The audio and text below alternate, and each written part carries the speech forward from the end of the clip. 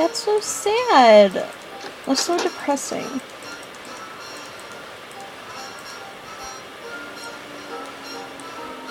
Let's talk to... So, is Emily all right? Someone stole her mother's jewelry. What? Did you happen to see anyone go upstairs during all the commotion that the fire caused? No.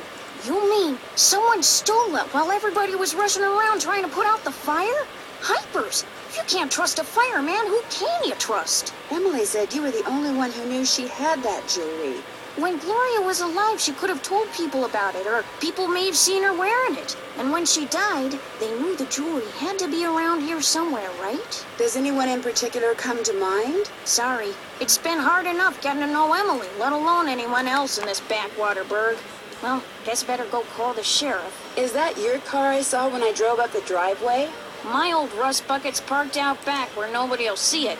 Be nice to buy something decent, but last time I checked, my last name was Willoughby, not Rockefeller. Where did that barred bounce game that's in the parlor come from? Do you know? Emily says Josiah Crowley brought it in one day and just left it. Said it was so guests, as in him, would have something to do while they waited for a table. Does the miniature golf course that's out back belong to the inn? No, that was Josiah Crowley's. Way I hear, he built it himself. Have you tried it out? Me? Please, I got better things to do with my time. Well, I'll talk to you later. Don't take any wooden nickels. That's also in Stay Tuned for Danger.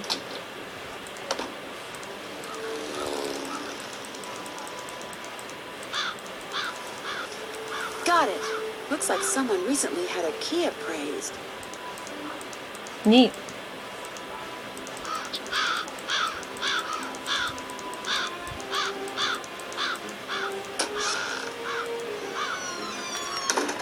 Over here, Miss Drew. Find the toy mouse and give it to Yuri, would you please? Otherwise, he'll just keep meowing. He hates strangers.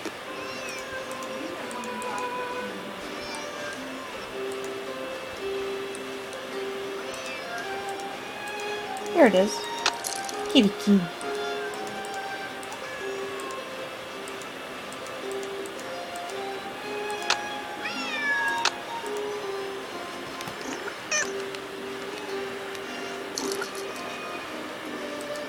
That's an odd-looking cat.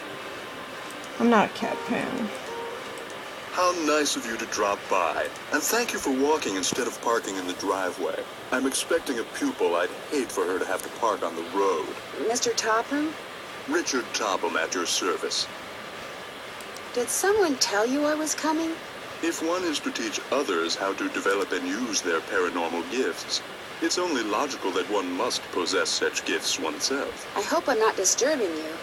I was in the process of trying to make these spoons move by using nothing but my own psychic energy. Have you ever focused sunlight through a magnifying glass until it was a minute yet searing point of light, Miss Drew? Yeah, I guess. You see, that's what I do with my cerebral emanations, my thoughts.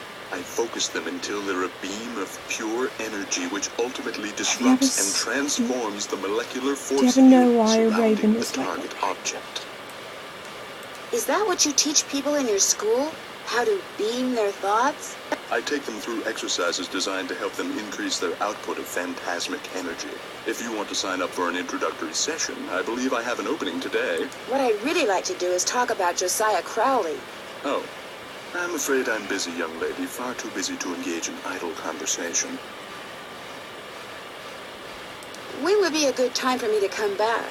I'll be blunt, Miss Drew. I've discovered that the more time I spend with the, shall we say, intellectually unendowed, the more my cerebral pulsations seem to diminish. I'm afraid I cannot speak to you further unless and until you prove that you are worthy. That is, that your brainwaves are not unacceptably inferior and thus deleterious to mine. So you calling us stupid, dude? What I have here is an exercise in logic. If you can discern the correct solution, then I'll know that conversing with you will do me no psychic harm. You may take it with you. Good luck and good day.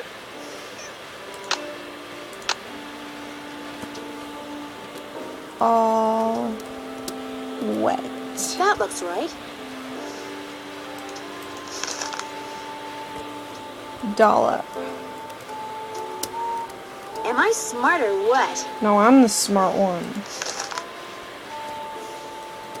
Double cross. I'm getting there. Dry up. This is so easy. That looks right. Big cheese. Am I smart or what? Yay, I did it. Am I to assume that you have the correct solution to that logic problem? Right here. Let's have a look. Why, you appear to have indeed found the solution. Well, since you've proved yourself to be intellectually above average, which means talking to you should do me no harm, what would you like to talk about? Would it be okay if I looked around? Go right ahead. The place is more like a museum than a house. Josiah was a man of many, many interests. I'll be right here if you have any questions. Was this Josiah's clock? Everything in here was Josiah's.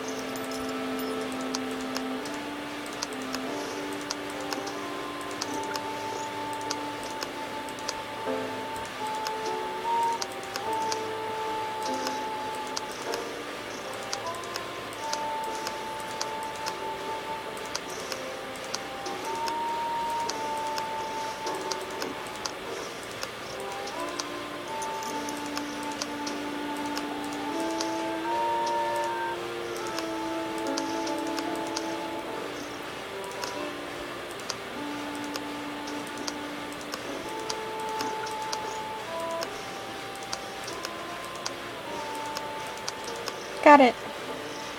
I win. What's my prize? Another mirror.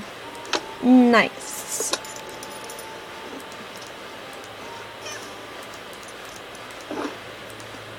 As you'll soon realize, Josiah's mental faculties were starting to go, I'm afraid. He tended to ramble. Very little of what he wrote in there makes sense. What are you when you win Bard Bounce? What Keen. poet is the cat's meow? What will Para, my miniature golf course, get you? Pony. What's Gloria's middle name? Becoder is in the rivet. 2 to the right.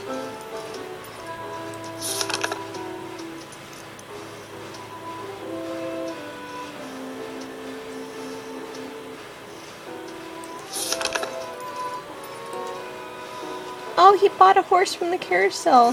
Sheldon. It looks like Josiah lent a trivet to someone, but I can't make out to whom.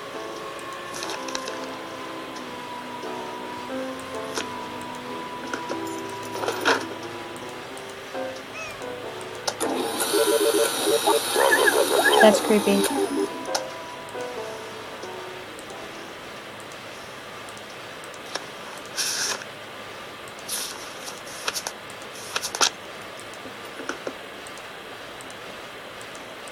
The man on stage in this picture, is that Josiah?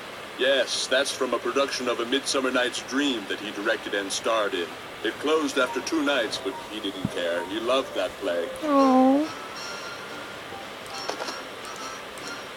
Let's go talk to Now Rich. what? When and how did you meet Josiah Crowley? Last summer, while on my way to the university for a conference, I stopped for a bite at the Lilac Inn. Since it was crowded and I was in a hurry, I agreed to share a table with an elderly gentleman who, like me, was by himself. As soon as I told Mr. Crowley who I was and what I did, well, he insisted that I give him a training session that very afternoon, and was so thrilled with his progress that he demanded I stay and teach him everything I knew. So it was his idea that you set up your school in his house? Oh, I know. Rumor has it that I somehow tricked him into it, that I insinuated my way into Oh, his sorry. home, but I assure you was that about to was drop the not camera. the case. Were you surprised when you found out that Josiah had left you everything? Delighted? Yes. Surprised?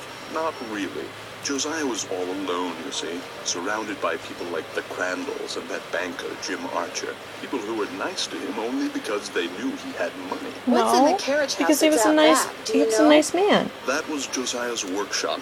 I assume it contains even more detritus. Would you happen to know what Gloria Crandall's middle name was?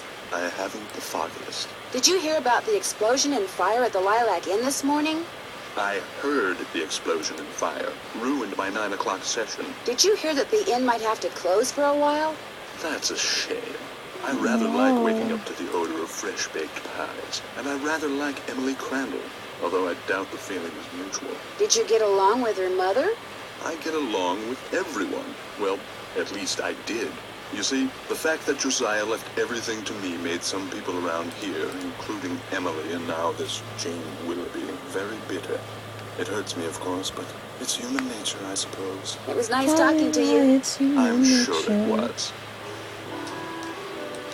That it's human nature. What do you do with these? I put them on the windshields of cars parked in the area.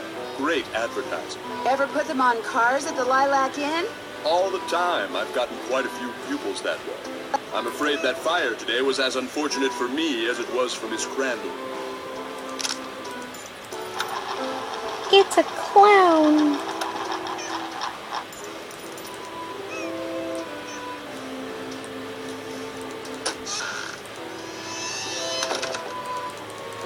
Let's go talk to Emily.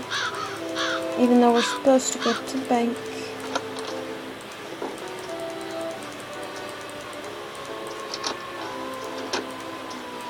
Hi, Nancy. What was your mother's middle name? Lois. Why? Oh, just curious. I'll be back in a little bit. You're the bee's knees. Okay, what does it sound interesting?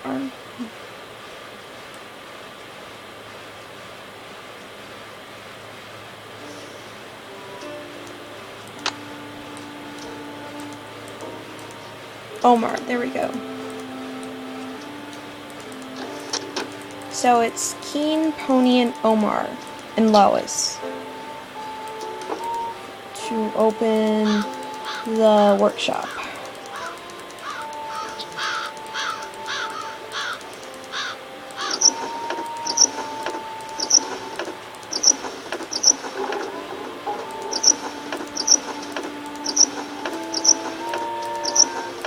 I'm not sure if you have to do them in a certain order, but I always do Keen first. Yeah, you might have to do them in a certain order.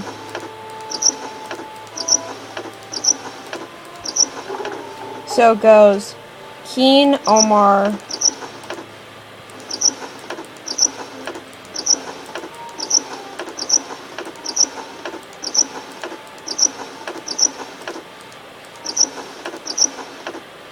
and then Pony.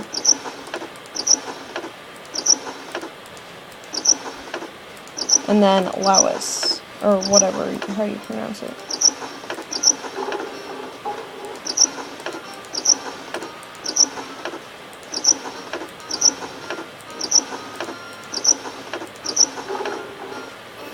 I opened it.